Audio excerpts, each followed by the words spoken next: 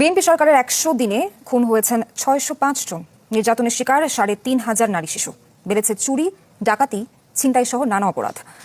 গবেষণা প্রতিবেদনে এই তথ্য জানিয়েছে টিআইবি।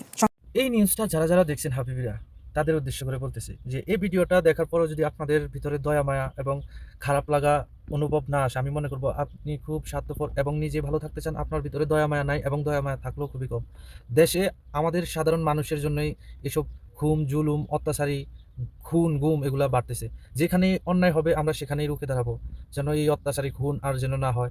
এখানে শুধু সরকার প্রশাসনের দোষ দিলেই হবে না, আমরা সাধারণ মানুষরাই এরসব খুন, অত্যাচারী, মামলা হামলাতে জড়াই। তো আমরা যারা এগুলা করি, এগুলা করার চেয়ে বিরত থাকতে হবে। কারণ শুধু নিজে জীবনে চলতে হলে সেক্টিভাইজ করতেই হবে আপনাকে।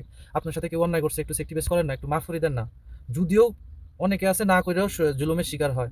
তো আমি একটা কথা বলতে চাই, বাংলাদেশে এভাবে চলতে থাকলে খুব খারাপ হবে বাংলাদেশের। দোয়া রইল দেশের প্রশাসন এবং সরকারের জন্য, আল্লাহ যেন তাদেরকে পরিপূর্ণ দেশের জন্য কাজ করার তৌফিক দান করে। আমি